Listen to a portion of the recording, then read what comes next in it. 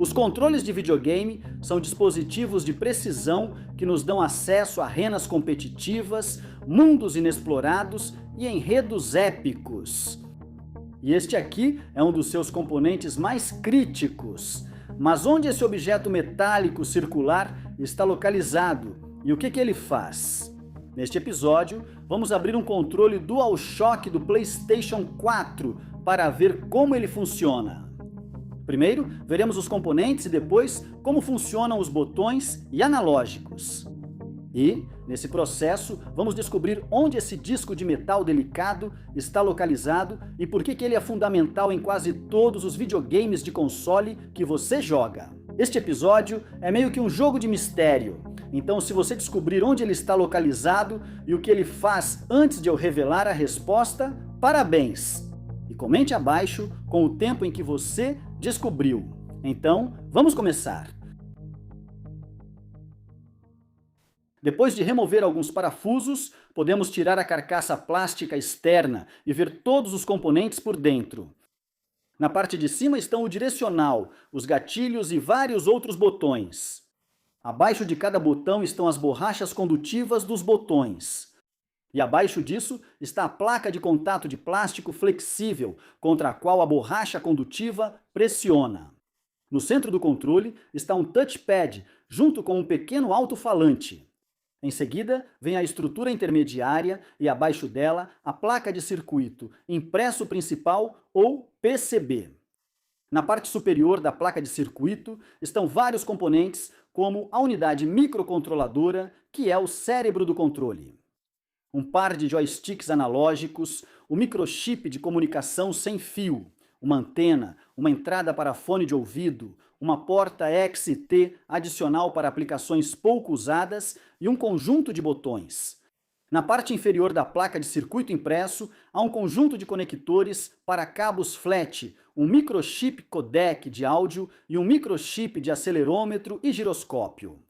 Sob a placa de circuito impresso fica o compartimento da bateria e a bateria de íon de lítio recarregável. Em seguida, presos a ambos os lados da estrutura intermediária, estão os motores com pesos desbalanceados que, ao girarem, fazem o controle vibrar.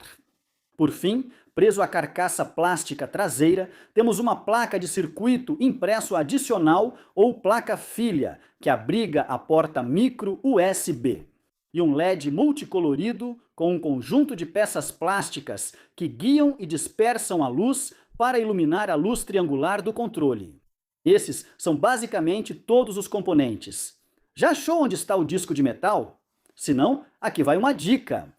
Existem 4 deles em cada controle. Vamos em frente e ver como funcionam os botões. Para cada botão no controle do PlayStation 4, existem 3 partes. A face frontal de plástico, a borracha do botão com uma base condutiva e a placa de contato de plástico flexível. Na placa de contato, há um conjunto de fios ou trilhas intrincados protegidos por plástico isolante, semelhante aos fios que percorrem a placa de circuito impresso. Abaixo de cada botão, há uma interrupção na trilha que interrompe o caminho da eletricidade. Quando um botão é pressionado, a almofada condutiva na parte inferior da borracha do botão pressiona contra a placa de contato e é feita uma ponte sobre a interrupção, assim fechando o circuito e permitindo que a eletricidade percorra as trilhas. Quando você solta o dedo do botão, o formato e o design da borracha puxam a ponte condutiva para longe da lacuna e o circuito é interrompido. Pode parecer complicado, mas é um circuito simples que só é completado ou fechado quando você aperta um botão e fica incompleto ou aberto quando o botão é solto. Outros botões de pressão usam configurações semelhantes, mas com materiais e construções diferentes. Esse conceito se aplica a todos os botões, exceto aos gatilhos L2 e R2. Em vez de ter um espaço que é fechado, esses 2 botões usam resistores sensíveis à pressão. Quando o gatilho L2 ou R2 é pressionado, a borracha do botão aplica uma força ao resistor sensível à pressão e a mudança na resistência é medida pelo microcontrolador. Detalhes sobre como isso funciona estão incluídos nos comentários do criador. Vamos seguir em frente e explorar os analógicos. Esses analógicos são soldados diretamente na placa de circuito impresso e cada um deles possui quase uma dúzia de peças diferentes em seu interior. Acima está a almofada de borracha para o polegar e abaixo o eixo de plástico do joystick.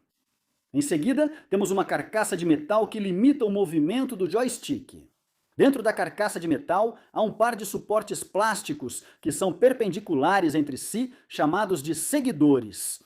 A função desses suportes seguidores é transformar os movimentos para cima, para baixo, para a esquerda e para a direita do analógico em uma pequena rotação aqui. Cada um desses suportes está conectado a um potenciômetro, cuja função nesta aplicação é medir a rotação. Se você empurrar o analógico para baixo e para a direita, esses dois suportes vão girar, o que por sua vez vai girar o centro desses dois potenciômetros.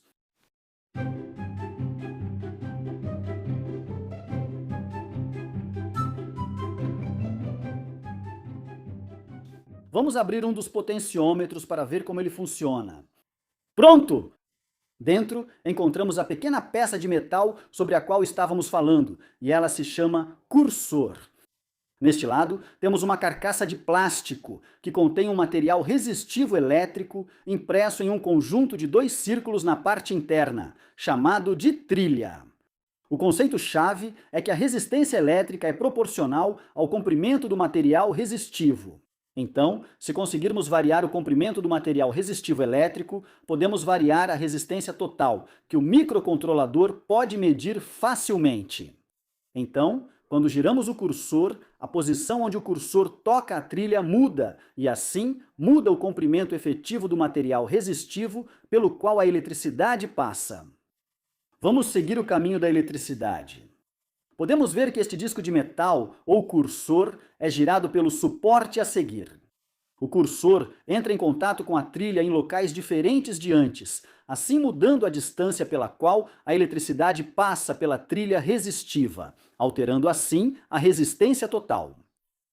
O cursor é especialmente projetado para que o metal seja dobrado de forma a se pressionar continuamente contra a trilha em um conjunto exato de locais.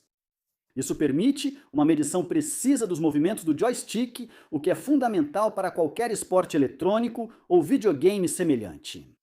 Além disso, podemos ver que para a rotação horária e anti-horária do potenciômetro, usamos um conjunto de 3 terminais.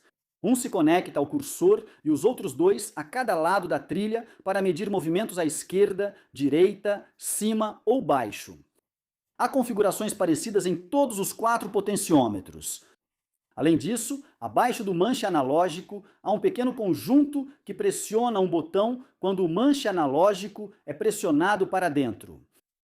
Por fim, há uma mola que retorna o manche analógico ao centro do suporte de metal e o devolve ao seu estado não pressionado. Isso encerra este episódio. Aliás, esse tipo de construção é semelhante ao de outros controles de videogame. No entanto, é claro, há uma variação considerável no layout e no design. Obrigado por assistir. Comente abaixo qualquer dúvida ou opinião que você tenha. Além disso, adicionamos os comentários do criador às legendas em inglês canadense. Se você quiser mais detalhes, além de um quebra-cabeça extra, recomendamos que você confira.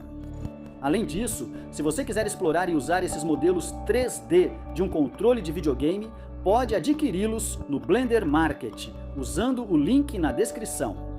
Agradecemos aos apoiadores do Patreon e membros do canal no YouTube por contribuírem para nosso objetivo de explorar conceitos complexos de engenharia. Se você quiser ajudar este canal, inscreva-se, curta este vídeo e compartilhe com outras pessoas. Obrigado por assistir. E lembre-se de considerar a simplicidade conceitual, mas a complexidade estrutural no mundo ao seu redor.